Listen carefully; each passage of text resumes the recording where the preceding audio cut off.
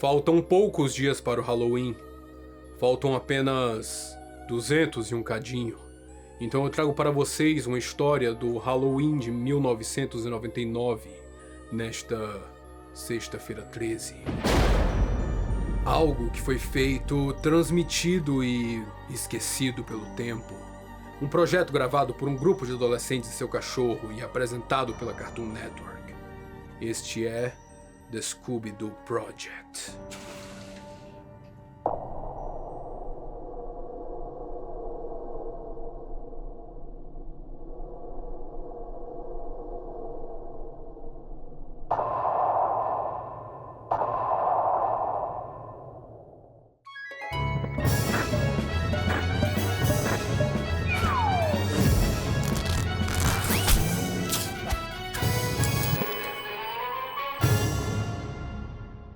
Os anos 90 foram uma época mágica para televisão e para os desenhos animados. A Cartoon Network nessa época, por exemplo, dava bastante liberdade criativa para os criadores criarem. E com certeza, sem essa liberdade toda, o especial de Scooby-Doo que eu vou falar hoje não existiria, pelo menos não da forma que foi. Tudo começa com o filme A Bruxa de Blair, de 1999, um filme de terror de baixo orçamento que tomou proporções gigantescas, já que ele simula um documentário e seu marketing de forma brilhante fez muita gente acreditar que tudo que rolou ali foi real. Eu ainda vou voltar mais em A Bruxa de Blair, porque The Scooby-Doo Project, essencialmente, é uma paródia desse filme. Tanto A Bruxa de Blair quanto The Scooby-Doo Project são filmes do subgênero Found Footage. E se você não sabe o que é Found Footage, eu vou te mostrar na prática. Certo? Vamos lá. Found Footage é um subgênero muito popular nos filmes de terror, que foi justamente consagrado pelo filme A Bruxa de Blair.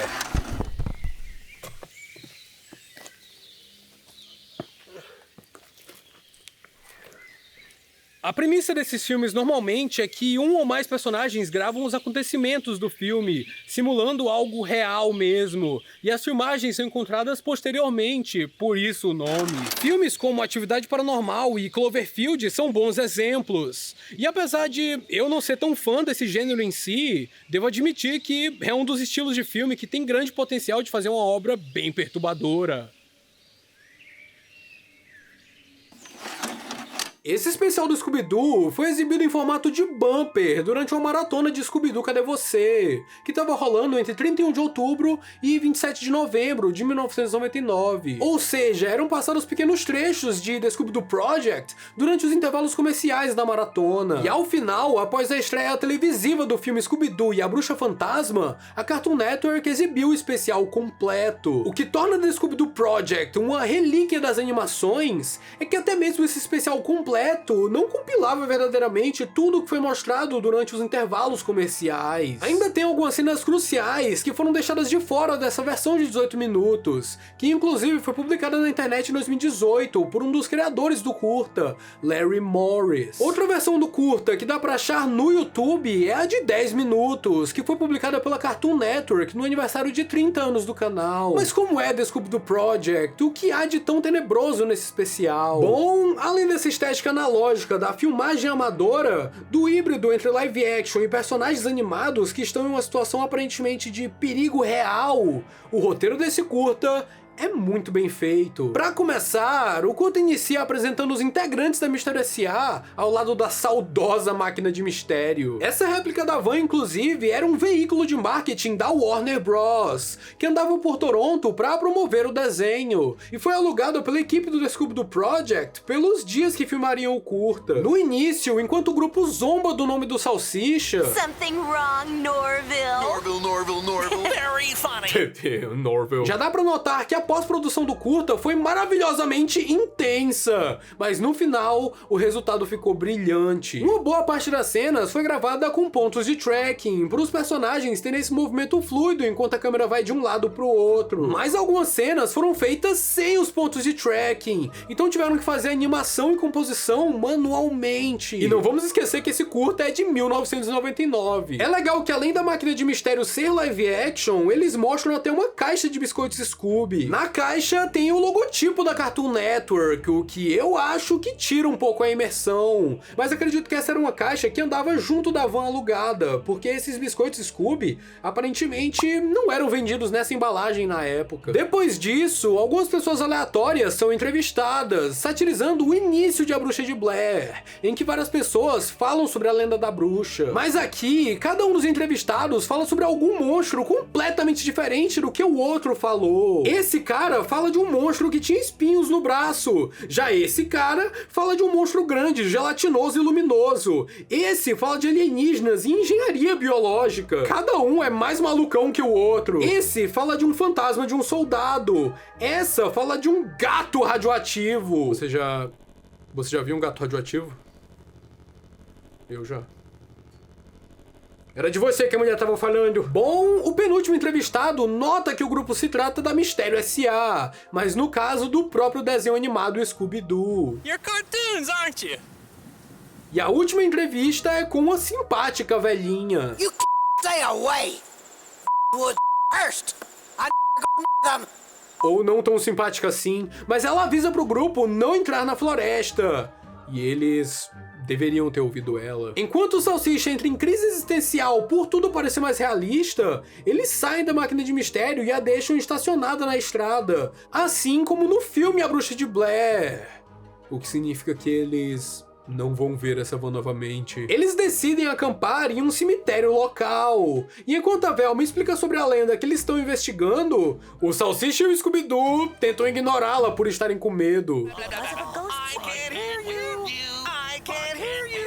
As cenas gravadas à noite são bem assustadoras. E ver o Fred parado com a mão no bolso no meio da mata não tava na minha cartela de bingo pra hoje, mas olha só. Durante a noite, eles conversam e contam histórias de fantasma, mas no dia seguinte, as coisas começam a complicar. Há coisas que acontecem em A Bruxa de Blair que são replicadas aqui em The Scooby-Doo Project. Por exemplo, barulhos vindos de fora da barraca. E no filme, algo que começa a atormentar os protagonistas são pilhas de pedras que não estavam lá na noite anterior. Aqui, no caso, são pilhas de biscoitos Scooby. Nesse dia seguinte, o grupo começa a procurar pela máquina de mistério. E então, algumas intrigas começam a aparecer. Esses pequenos atritos entre a Velma e a Daphne, ou até os problemas com o mapa que eles estão usando, mantêm o tom da sátira de A Bruxa de Blair, pois isso é algo que acontece direto no filme. Mas é muito legal quando eles olham o mapa e veem que ele não faz sentido nenhum, justamente por ser um cartoon. The Scooby-Doo Project é totalmente meta. Ele não satiriza somente a Bruxa de Blair, mas é uma sátira completa ao próprio desenho Scooby-Doo,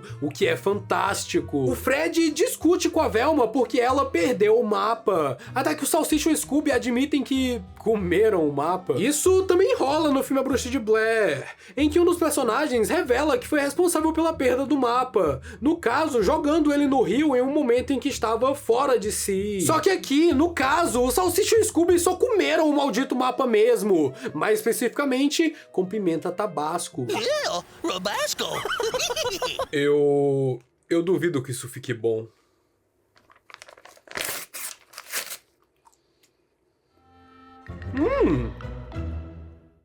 Tá.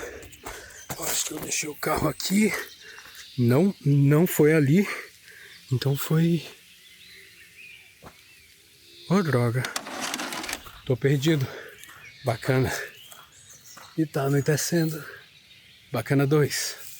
O retorno dos bacanudos. O que foi isso? Tô ficando doido. Eu não esperava passar a noite aqui. Eu não trouxe uma barraca, mas eu trouxe uma lanterna pra fazer uns shots legais.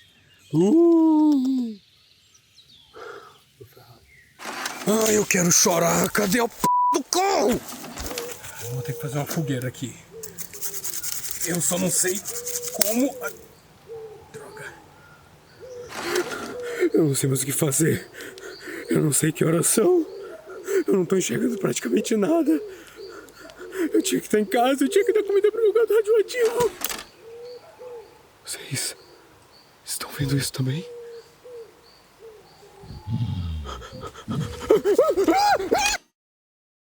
Depois do grupo grupo já está perdido e a noite ter chegado mais uma vez, eles discutem novamente. E a Velma até reclama do jeito que o Scooby-Doo fala.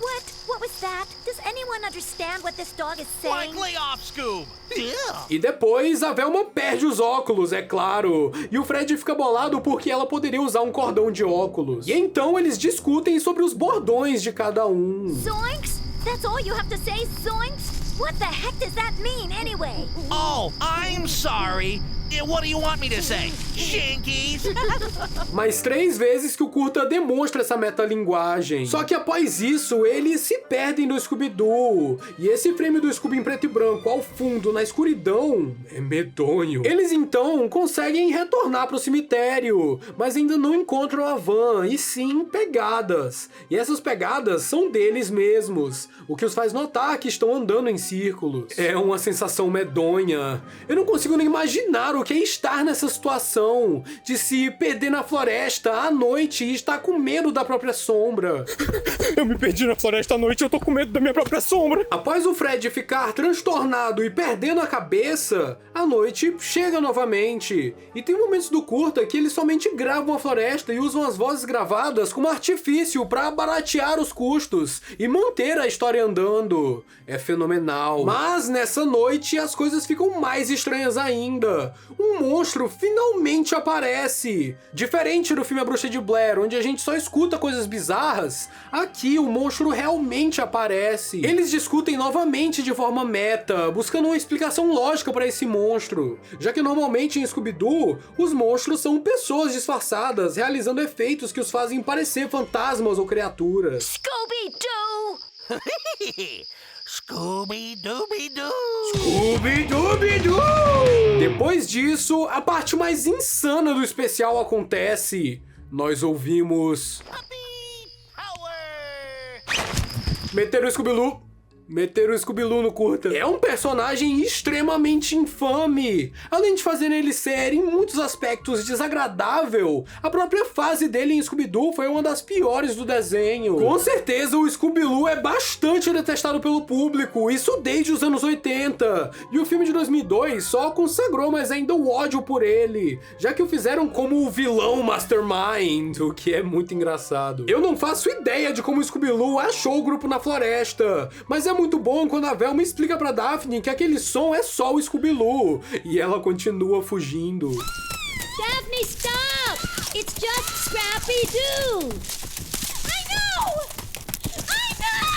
Depois dessa aparição inusitada do Scooby-Doo, que inclusive sai prontamente em direção ao desconhecido, pra lutar contra o monstro, eles chegam a uma casa isolada no meio da floresta, assim como a casa do final de A Bruxa de Blair.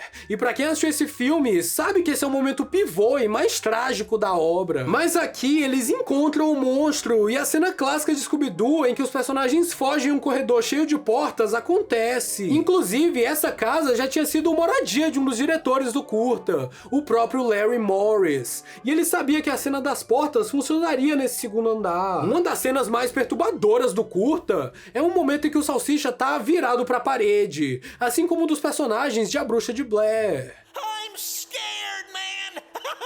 Like scared!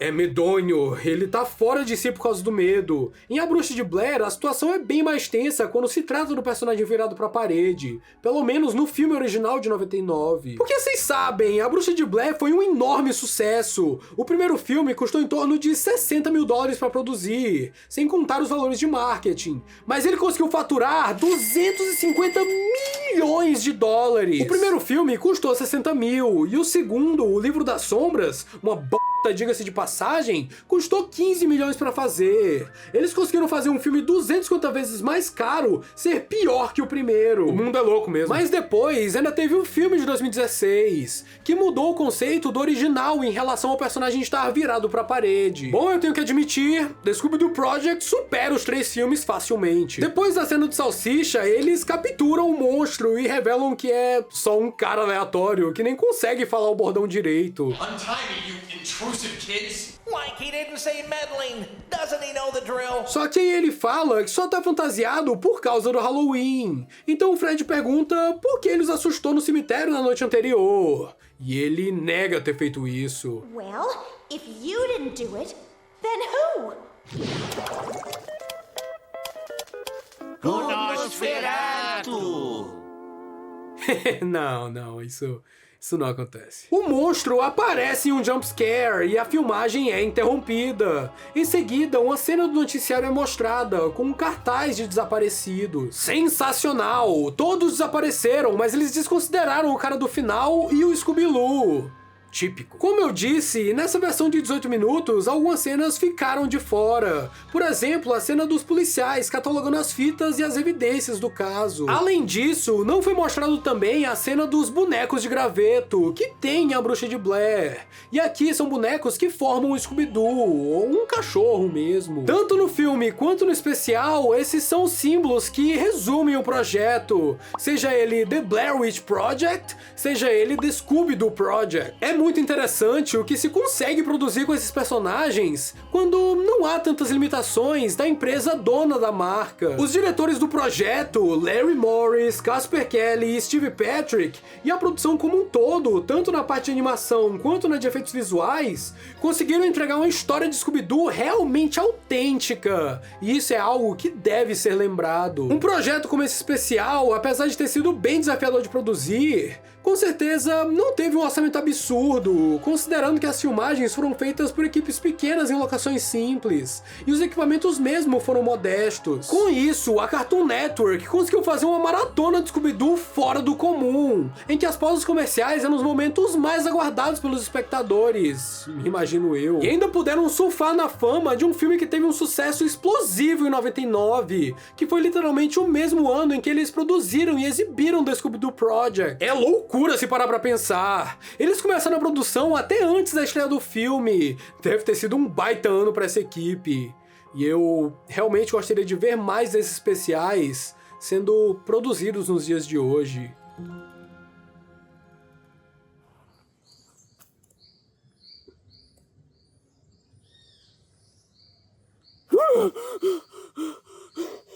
Eu tô vivo. Tá de manhã. Isso!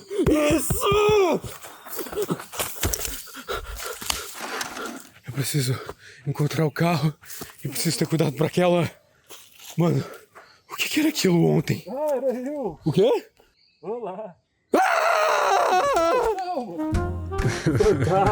Fantástico, legal, né? Eu te peguei bem. Pegou. Eu tava, você achou tava com medo. Que eu era um assassino? Achei que você ia me matar, cara. É.